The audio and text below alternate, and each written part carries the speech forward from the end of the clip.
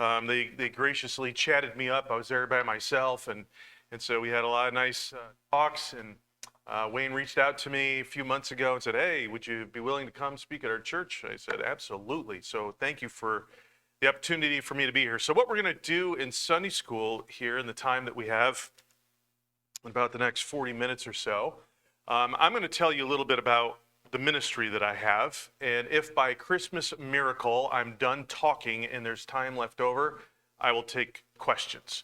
I will take questions, comments, and snide remarks. So I'll take all three if you have them. So again, my name is Andy Giesman.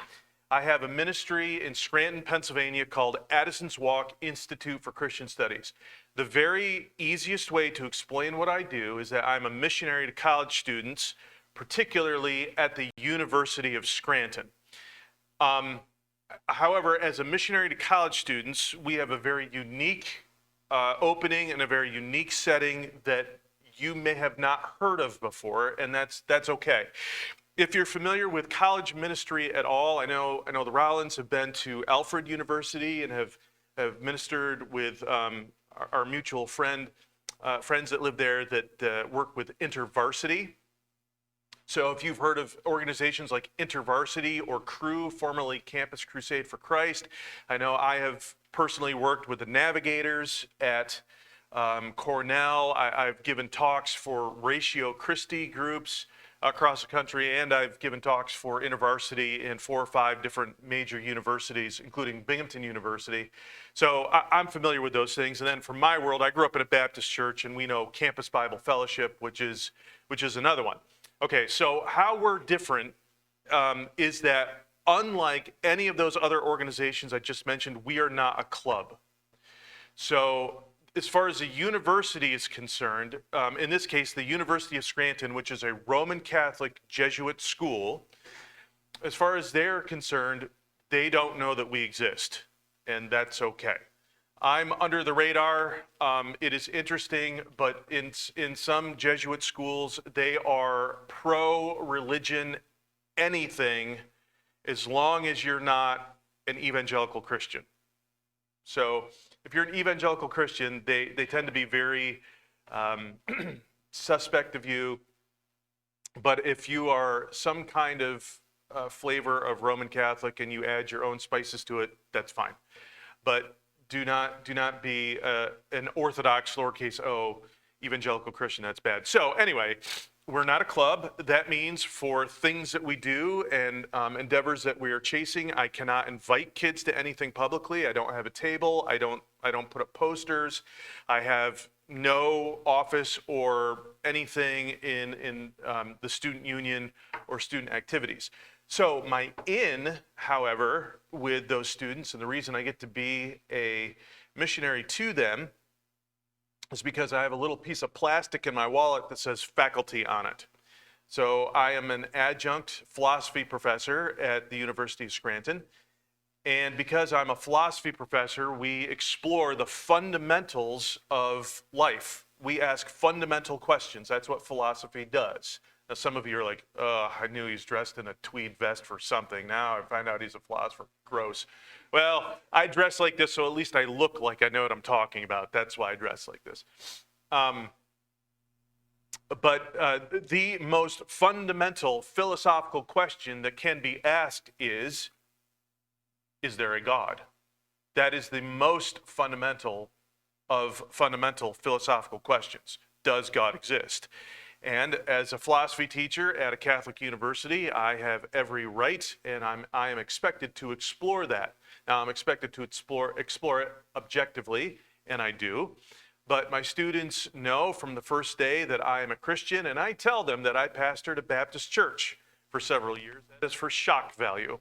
You should see the looks on their faces when I tell them that. They're like, oh no, he's going to beat Jesus into us with a 40-pound reference Bible. And they find out really quickly that that doesn't happen. Because I've studied philosophy, I don't feel like I have to wrap up what I believe in Nerf foam and body armor and bubble tape to protect it, because truth is robust. So I can put it on the table and I watch it fight its own battle. and I just kind of eat the popcorn and watch things happen. This happens all the time. So I can't get in trouble for proselytizing in the classroom because I do not. I tell my students all the time, you have the right to disagree with me. I have never had a come to Jesus moment, although I have been accused of that. Somebody tried to get me fired for doing this a number of years ago, but it has never happened. So that's what I do. In the classroom, I dangle the carrot in front of my students all the time. If you want to talk more, you know where to find me. I'm over in the Student Union building. I hang out at the crossroads of the hangout place there in the university, and I tell them, you come by and I will buy you the age-appropriate beverage of your choosing, and we will sit down and we will talk about whatever you want. Now, most of my students are sophomores and freshmen, so that means the age-appropriate beverage is a lot of coffee, tea, and whatever kombucha is supposed to be. I still haven't figured that out yet. It looks like angry cottage cheese juice that's been weaponized to fling over a wall during a medieval crusade. I don't understand that. I don't drink it. So that's what I do during the week. We are missionaries because I'm part-time. That means that I get paid a small stipend to teach at the university. It's really criminal what they pay their part-time employees. There's no way anybody could ever make a living on that. I would make more money if I spent the hours that I do preparing and teaching and grading. If I worked at our local Target, I would make far more money if I did that just for that time. So we are a missionary supported organization. And we are a 501c3, so we are not under any missions agency. We are our own organization, but we have Uncle Sam's stamp of approval that we're an official 501c3, so for what it's worth, we do have that. And we've been doing this for 10 years. Now, the way I got into this, I'm going to give you the quick, slimmed down version of this. The way I got into this is that I was working for Clark Summit University, which was formerly Baptist Bible College in Clark Summit, Pennsylvania. I am a graduate of the college and the seminary and now the grad school. I have 3 degrees from the same institution. That means I've committed academic suicide. So I have 3 degrees from the same institution. But before I went to grad school, after going to Bible college and seminary, for a little bit before I actually graduated, for 3 years, I worked for the school in the admissions office, and that meant that I was an itinerant youth speaker. I would go to Camp Lamoka. I would go to many churches in this area that were holding youth rallies, and I would represent the school by speaking to students. It was a model that the school developed, and it worked for a long time. The idea was kids would like, when we'd come speak, like, how did you learn to do that? Well, I went to Baptist Bible College. Well, I want to go there too. So believe it or not, that actually worked well. It was a good recruitment tool for us for the longest time. And then I graduated in 2000. I took a position as a youth pastor in Northern Virginia, right outside of Washington, D.C. And it was a tiny little colonial church in one of the largest commercial parks in the United States. And this little tiny church was operating on a huge nest egg, and they just ran out of money. So somebody had to go. It was either going to be me or the senior pastor, and we are good friends with the senior pastor and his wife to this day. Somebody had to go. It was much easier for the youth pastor with no children to pack up and go than it was for him, so we did. We moved back to Pennsylvania, and I was readily offered my old job back, so we picked up right where we left off, and I went back to speaking. Now, at this time in the mid-2000s, I have more speaking engagements than I can possibly handle. I'm speaking at anywhere from 8 to 11 weeks of camp every summer. But I'm in my 30s, so I'm really having a good time. I get paid to go to camp all summer long. Do you know how much paintball I've played? I've paid a lot of pay, and I've never paid a red cent. And I'm such a nerd, I read books on infantry tactics. Do you know what they work? In paintball. So I'd find some kid at camp that just finished like his basic training for the National Guard. I said, hey, you want to be my battle buddy? Yes.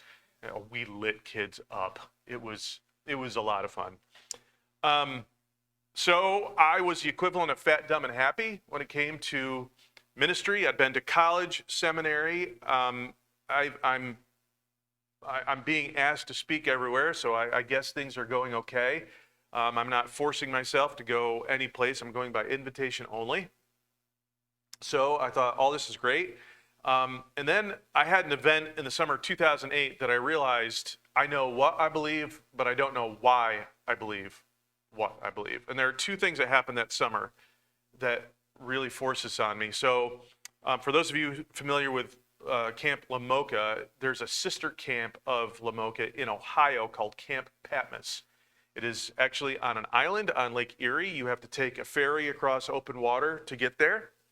From the southern shores of Kelly's Island, upon which Camp Patmos is situated, you can see in the distance, I just forgot the name, the big amusement park that's right there.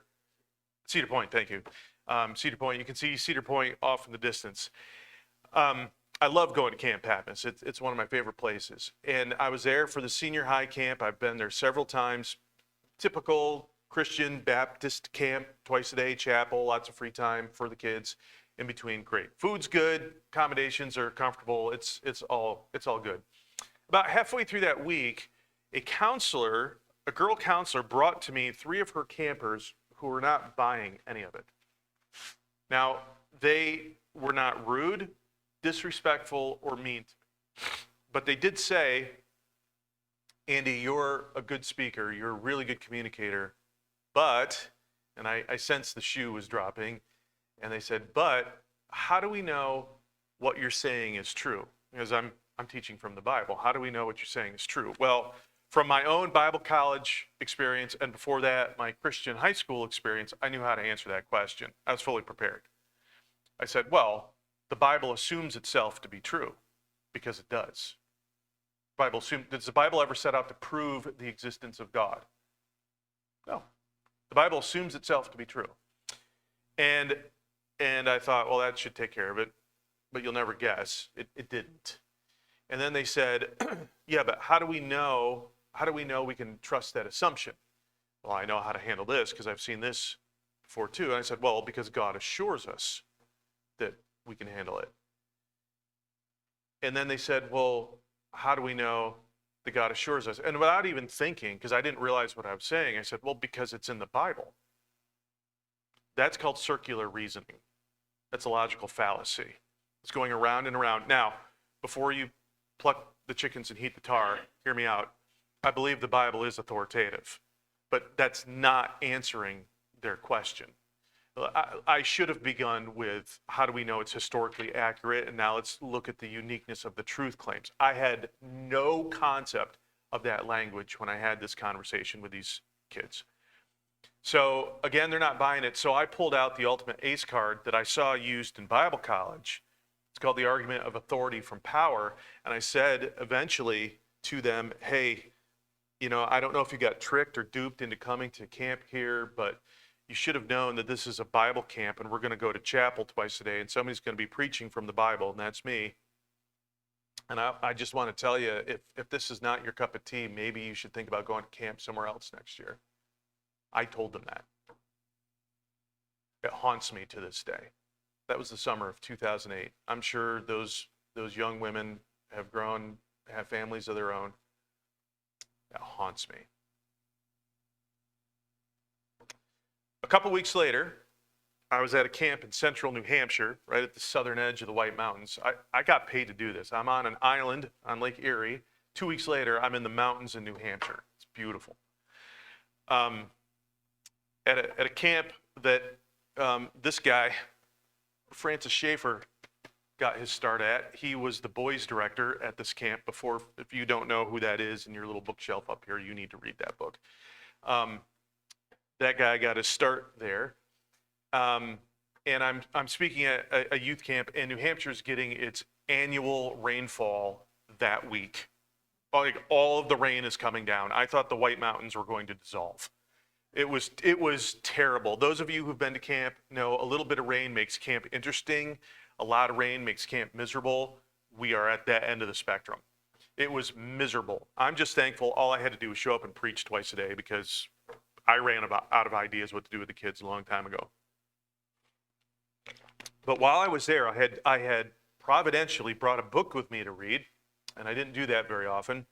And this book was about famous English author J.R.R. Tolkien, and it was a series of essays that he had written to commemorate, a series of essays written about him to commemorate when he gave his talk called On Fairy Story at St. Andrews University back in the 1930s. So it's a book that was written by the faculty of St. Andrews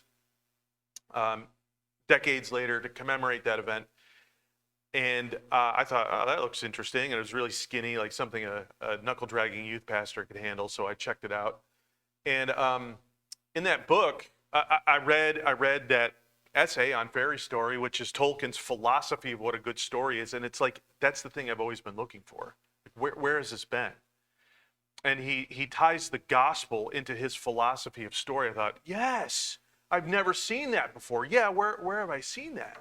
And then there are essays in there talking about Tolkien's life, and one of them dealt with his friendship with C.S. Lewis. And I knew they both taught at Oxford. I knew they both survived the trenches of France of World War I.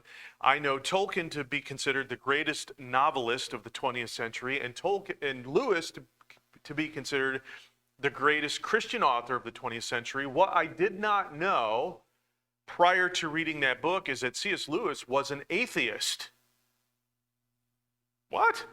C.S. Lewis was an atheist? I thought he was like me, Guba, G-U-B-A, grown up, born again. I thought he'd been a Christian like most of his life. No. He was an atheist. And it was his friend, J.R.R. Tolkien, on a Thursday evening, 93 years ago, this past September, after an evening of discussing ancient hero myth, that they went out and they strolled a wooded pathway that surrounds Magdalen College, where C.S. Lewis taught, called Addison's Walk. So they strolled around this wooded pathway, and it was there that Tolkien helped Lewis understand, yes, indeed, there is a God. Lewis himself testified that it was that night he moved from atheist to theist. And then a couple weeks later, he became a Christian. And I'm reading that story in my leaky little cabin in central New Hampshire, and I realize that Tolkien patiently, lovingly, creatively, and intellectually explained the gospel to his friend. And as a result, in using reason, explained that to him. And as a result, C.S. Lewis said, there has to be a God. And the Holy Spirit was like, all right, Geisman, if I bring a thinking atheist into your life, what do you do? And I had the sudden realization, all these years I've been doing this youth ministry, which has been important and productive. I'm not going to diminish that. Kids have come to Christ.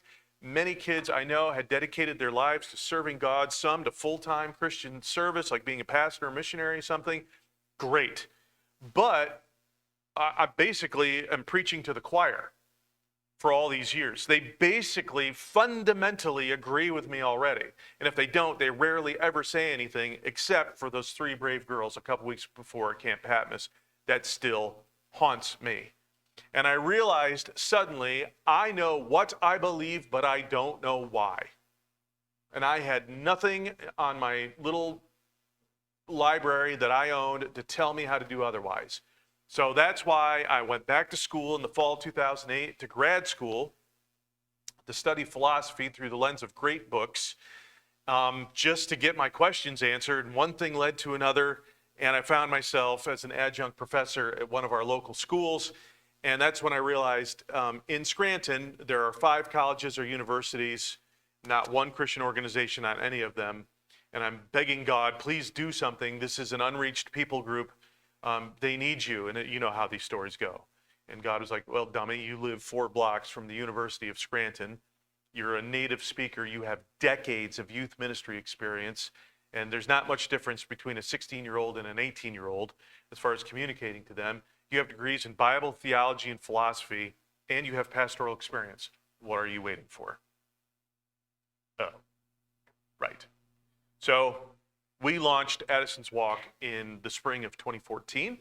So we're coming up on our 11th anniversary here in this coming March. And that's how we got there. Now, I can't believe I got through that in 20 minutes. That was fast. I cut out a bunch of the good bits, like the story aspects. I'm just giving you the facts. I am often asked, because I work with by and large, secular college students. Now, many of my students do identify as Roman Catholic, and of those that identify as Roman Catholic, it is not uncommon for them to actually, they're trying. Like they go to Mass. They're actually trying. They seem like they're trying in the classroom. Now, who or what they become on the weekend, I don't know. University of Scranton is a dry campus, but they have off student housing right there, like right across the street, and it's not hard to find things. So I'm asked, what is the greatest obstacle facing the average 18-year-old in them either coming to faith, or what is the thing that's going to lead them to deconstruct from a faith that they already have? I hope you're familiar with some of the statistics. Actual studies have been done, real studies have been done in the past few years, and the studies show that on average, 75% of all students that identify as Christian, and this study is broad, so that means either evangelical, Roman Catholic, or Orthodox. So it can be any major branch of Christianity. It isn't just one, but from all those branches, 75% of all students that identify as Christian in high school will abandon their faith by the end of the first semester of college. So this is uncomfortable, but do the statistics. I see groupings of 4-ish students in the room. 3 of the 4 of you, statistically, will walk away, never to come back. Now, we can have a theological discussion about that. Is it possible for one to lose one's salvation? Well, I believe in the security of the believer. Romans 8, who can take me from God's hand? If God is for us, who can be against us? I get all that. I do. But there are a few passages in Scripture that scare me to death. The falling away passages in Hebrews. Some would say, well, they're just hypothetical. Okay, maybe. That's possible. That is a legitimate interpretation, but Hebrews is not written to a hypothetical situation. Hebrews is written to real people suffering because they are Christians, who are considering abandoning Christianity to go back to Old Testament Judaism. And the author, whoever it is, says, don't do it. It's better to die with Jesus than to attempt to live without him. That scares me. It also scares me when Jesus says, those who deny me, I will deny before my Father in heaven. That scares the living daylights out of me. Now, I could be wrong. I could be wrong about it. I have talked to some who would say, well, anybody that denies Jesus was never a Christian in the first place. I reject that. For 2,000 years of Christianity, how many martyrs have there been? And of the martyrs, how many more have, on their way to the guillotine, have changed their minds? No, I don't think I'd like to be a Roman candle burning in front of everyone, following those who've gone before me. I think I can give up on my belief in Jesus. You're going to tell me that every single person that has walked away from the guillotine, from the gallows, from the stake, from whatever device of death was never a Christian in the first place? Does that seem right? Now, again, I could be wrong, and I hope we can still be friends. I don't want that, because let's say even if I'm wrong about my eschatology regarding deconversion, it's not really a great way to win back the universities that are off the rails, is it?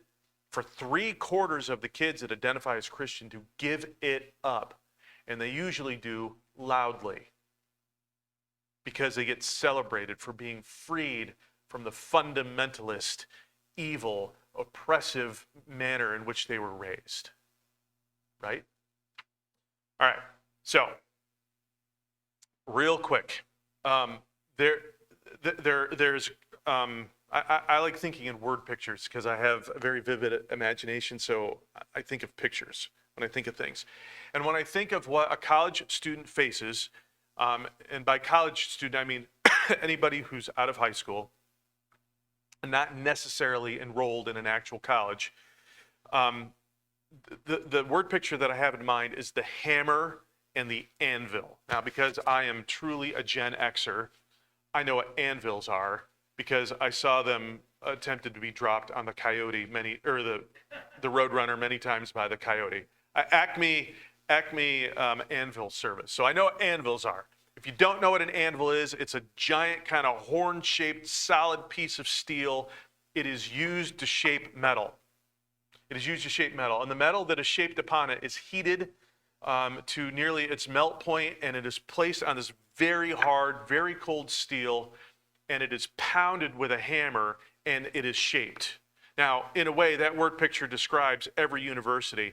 Make no mistake, every university on the planet is attempting to reshape the character of every student that comes through there. Is that a terrible thing? No. My character was shaped and forged by my Bible college experience, and I'm very thankful for that. So the question is, not should a student be shaped or forged, but the question is, what are they shaped or forged into, and by what means? So I see, in the negative case, that the anvil for most students, the things that they're getting beat up against, for most students in the 21st century, in the negative sense, is the licentious lifestyle that is available to every college student. If you're like, well, no, my nieces and nephews go to Pensacola Christian College or Bob Jones. They know nothing of licentious lifestyles there. Right. And I have a bridge that I can sell you in Brooklyn. I know it was there at the Bible college I went to. I was just too dumb or naive to find it. And I was actually too afraid of getting in trouble. So it's a question of how available is it, and is it celebrated by the school? Now, I don't want to be too scintillating this morning, but like do a little Googling on say the Ohio State University and see what kind of licentious things the university sponsors. You might be shocked. I know at the University of Scranton, they sponsor things like Coming Out Day, stuff like that. So it's not quite as bad.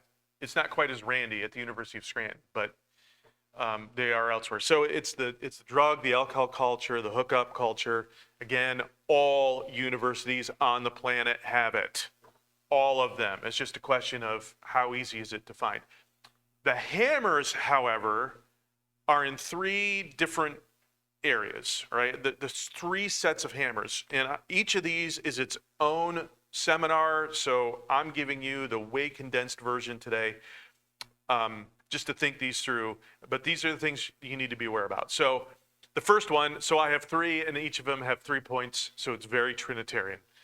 The first one is the 3 mental commitments that the average high school graduate brings with them into college. Now, these mental commitments, are they just like secular high school kids? Nope. They're kids that go to Christian school, and they're kids that are homeschooled. These are the things that they're conditioned to think like all of their lives, not on purpose or by plan, by the Christian school or the homeschool family.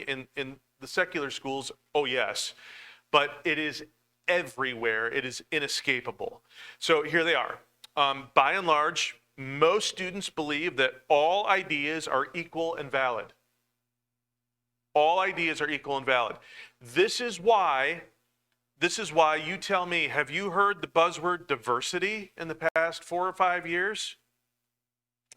And how many churches or Christian organizations have talked about that word? Now, they use it in a different way that isn't quite as bad as used in the secular world, but I've seen pastors that I know personally have said, well, if we just can get together and we can talk about the differences, about the things we believe, this is going to be better. And my response to that is, why?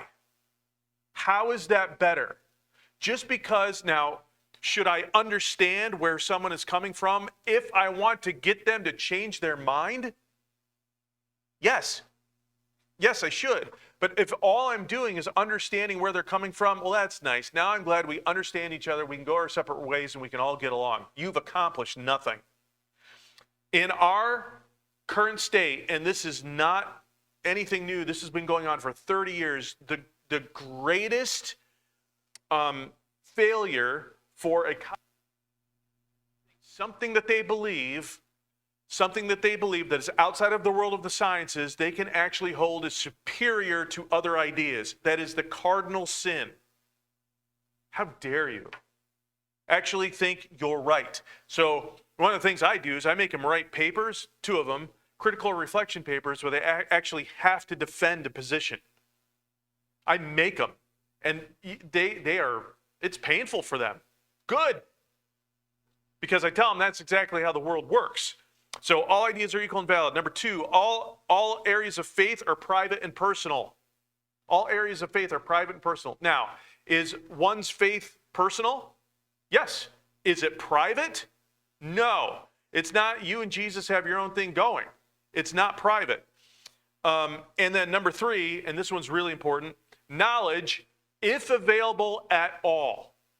True knowledge, if available at all, is only available through empirical means, or like empirical experiment. So the kid that says, I only believe it can be proven in a laboratory, or Nacho Libre's little buddy there, Esteban, I only believe in science, right? So Nacho's trying to baptize him the whole time. You need to be baptized. That's exactly what these kids believe. They will say, the only thing I need to know can be proven in a laboratory, or I have my own personal experience with it. But it's always the empirical experience that reigns over the personal experience. So, they'll tell me things like, well, Andy, you believe in God, that's nice, but I only believe in things that happen in a classroom. And I'll ask the students, or a laboratory, and I'll ask him, so do you love your mother? And I'm happy to report every time, this is going to bite me eventually, but until it does, I'm going to keep doing it. I'm happy to report that every time I've asked them, do you love your mother? The response is, well, of course. Prove it. You said the only things that you believe you can prove in the laboratory. Prove that you love your mother. I'd love to see you do that. Which of the periodic table of elements contains love?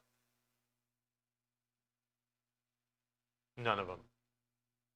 There's none.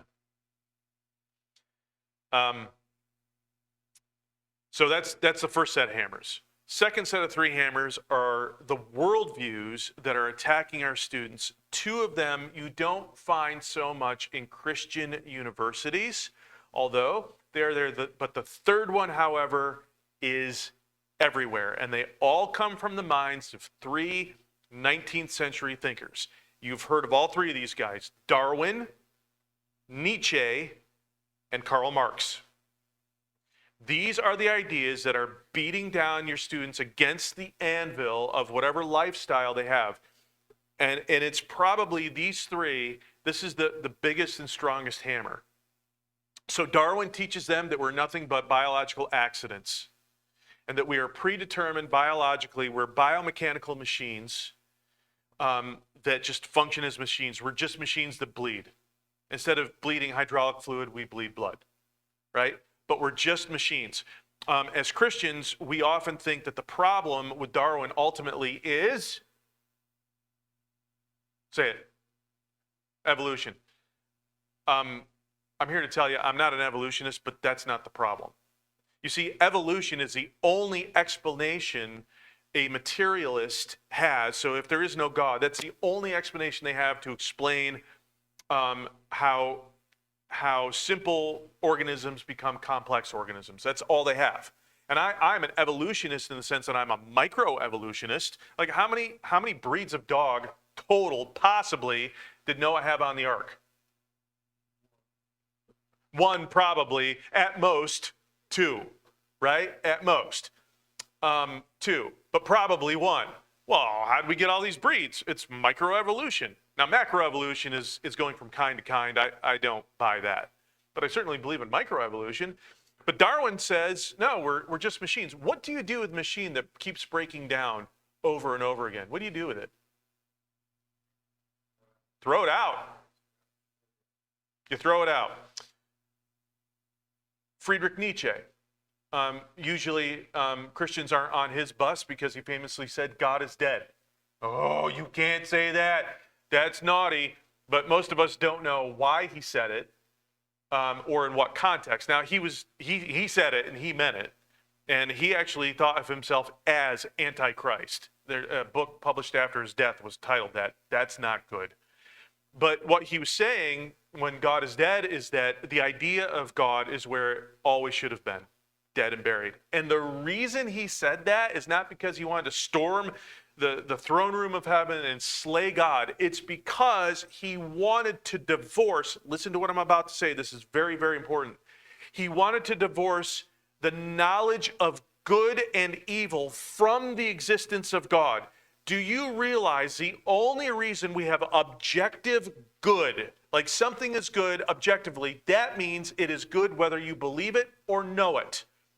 If I said 2 + 2 is 4 is an objective truth claim, that means 2 + 2 is 4 if you don't believe in numbers, or if you do believe in numbers and you can't count past 1.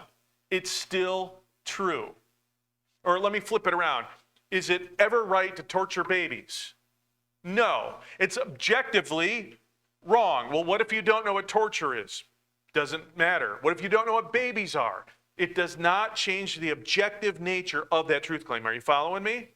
So the only way that good can exist as having an anchor, as opposed to us making up what it is, there has to be God. There has to be a moral lawgiver. Nietzsche said, no, we're going to divorce that idea from God. And in the late 19th century, do you think there are many Europeans that are like, okay, Freddie, that makes sense. Yeah, let's divorce good and evil from God. Sure. Do you think in institutionalized Christian Europe in the 19th century, many people agreed with him? Nope. You know what? Today they do. He has won. And for those of you who are really nerdy and you want to talk about this later, because I can stick around, I will show you with more evidence that you would ever want how Nietzsche's worldview is everywhere in pop culture. Everywhere. I can start naming movies, if you like. It's everywhere. And then Karl Marx. Karl Marx, of the three, he's everywhere. He's infiltrated all of our schools and all of our churches. I could not believe in the spring and summer of 2020 what I was seeing happening with the unfortunate death of George Floyd that never should have happened, that he didn't need to die. But the aftermath of that was far, far worse. And what I started seeing was shocking to me, and it is everywhere. You see, for Marxism is a Christian heresy. It sounds right. Why? Because Marx steals some ideas from Christianity. And the thing he steals is it makes it look like they're raising up the victim. Christianity does that, right? But in order to save the victim, must there be a sacrifice? In Christianity? Yes. And is that sacrifice, so if we want to talk about the Judeo-Christian worldview, is that sacrifice always innocent? Yeah, going all the way back to the Old Testament, always innocent, right? And not like a lamb with a gunky eye or something, always innocent and perfect, right? So it's always innocent. In Marx, the scapegoat is more like the ancient world, the ancient Greek and Roman world. There are scapegoats. This is not just a Christian idea. It is everywhere in the ancient world, in myth in particular. And there's always a scapegoat, but the scapegoat always deserves it. They're always guilty of being ugly, of being an outcast, of receiving the anger of the crowd. They always receive it, and there's no redemption. There is no redemption ever in Marx. This is everywhere. So you've heard the stories about kids who go to college and they're sat down the first day and they're asked, well, are you the oppressed or the oppressor? This happens all the time. And then the three deficiencies that so this is the last set of hammers that a student brings with them to universities. They have no anchor, no boundary, no book. So they have no anchor because they've been taught their whole lives that we are the captains of our own fate. Have you ever been to a public high school graduation? Then you've heard the speech, because it's usually the special speaker that says, as you leave this place and you go out into the world to make your mark on history, like the average 18-year-old is thinking about that at that moment. But it's altruistic. I'm okay with it. But it's the next part where they say, do not let anyone tell you what you can or cannot. Oh, so you've heard the speech. For you are the master of your own destiny. You are the captain of your own fate. What abject nonsense. So if they have no anchor, well, of course they're going to have no boundary, and they're going to try everything. This is where they become great experimentors in college. So if it can be inhaled, injected, or ingested, they're maybe going to try it. This is why kids will, on a daily basis, change their minds on things like who they go to bed with versus who they go to bed as. And they do not have to add up. They can change all the time. Or the Romans' way of saying that would be exchanging their nature, because there is no boundary. And then what I mean by no book is that they're functionally illiterate. They of course know how to read words on paper, but they do not know how to pull an idea out of a book, because the only use they have of a book is to mine it for data. They don't know how to read a book. I have a great story about that. So what are we doing about it? A couple things. First of all, we need Christians in the classrooms. It is unfortunate, but there was a trend 30, 40 years ago in Christianity to abandon the universities. It didn't turn out well. Now there's a resurgence. We're coming back. But we abandoned the universities, and that wasn't good. Two, for those who want to engage college students, there are three things that you need. You need the mind of a scholar, the heart of a pastor, and the hands of a servant. Now, if you're sitting there thinking, I don't have the mind of a scholar, I don't either. Okay? I have no special intelligence.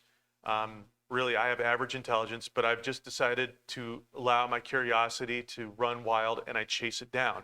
And there are some things I can't understand, so I have people that I go to and I ask, and I try hard to read things and understand, and I'm trying to make sense of stuff. I'm mainly self-taught, about 60%, but I have to make sure I understand what I'm doing. So mind of a scholar does not shun the world of ideas as it's just head in the clouds theory. That's nonsense. I can give you plenty of biblical evidence that the battlefield is the mind and weapons are ideas. 2 Corinthians 10 is very clear on that. And those weapons are divinely forged, by the way, from 2 Corinthians 10. And then thirdly, real quick, and I know we're out of time, we as an organization have a dream. So I have kind of two displays back there. The one on the left is called the Rivendell Fellows Academy. It's the blue one. It's got the Harry Potter font on it, which I'm not really happy about. But it has the blue font on it. Our dream is to create an academic gap year program for college-aged high school students. You come spend a year with us. Moms, dads, aunts, uncles, grandparents, you send your children, your nieces, your nephews, your grandchildren to us for a year, and I swear in the name of Jesus, we're going to ruin them. We're going to teach them how to think. We will send them back to you unharmed, but I promise they will not come back unscathed. We are going to read some of the greatest literature that the Western world has ever seen, and we're going to filter it through the Bible. So imagine a program where they're reading Plato's Republic in one hand and the Gospel of John in the other. Do you know how much they both talk about light? Do you know a Greek philosopher who died at the hands of the Athenian democracy? His name was Socrates. In 399 BC, he was accused of corrupting the youth by advocating foreign gods, which makes no sense in the multicultural city of Athens. Do you know what foreign god he was advocating? You see, Socrates didn't realize, Socrates knew that something had to hold it all together. What's at the center of all things? And he knew it could not be the gods of Greece because they're jerks. They do not get along. They change their minds. They've never told us what they want. So he said, it can't be them. And Socrates said, I don't think it can be any of them. So I know what it is not, and I have an idea what it is. And he said that this God that holds everything together is called the Logos. Wait, Andy, the same word that's in John, when John writes, in the beginning was the Word, the Logos, and the Word was with God, and the Word was God? Yep, same word. And it doesn't just mean word, it means unifying principle. The ancient pagan Greek philosopher Socrates was looking for that. We're going to show students how they can think their way through history using the Bible. We're going to expose them to some of the greatest literature, living in community, in supervised community, in a couple nice houses in Scranton. And I'm out of time. I don't have any more time to explain that to you. But I will tell you, it's going to be cheap, it's going to be affordable, and they're going to come back unchanged. Do I have time for a couple questions, Wayne, or do we got to end it? Okay. We can take time for a couple questions, comments, or snide remarks if you have them. Tree of Tales. Tree of Tales. It is edited by a guy named Kovacs. It might be out of print, so if you find it on Amazon, it's like $30 for a little paperback. But I enjoyed it. I don't have a copy. I've bought and given away more copies of that than, yep, Tree of Tales. And it's very easy to understand. It's a great primer.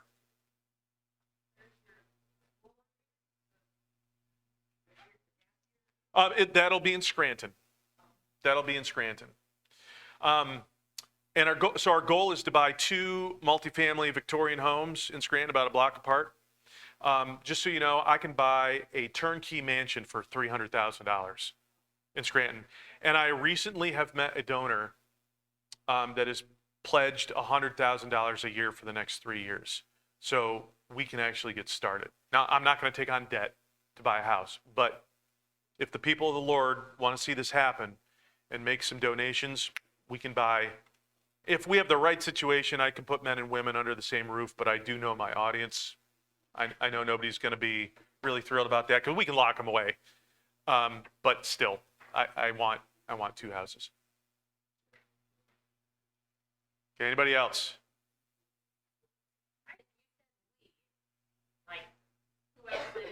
Well, my board. Okay. Yeah.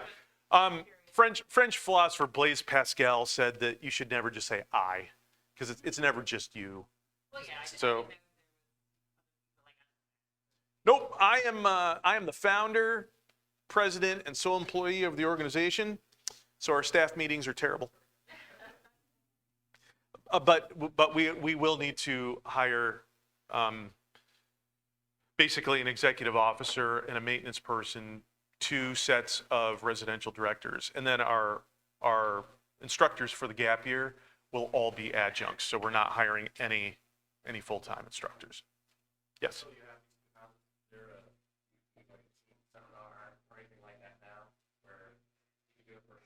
Absolutely.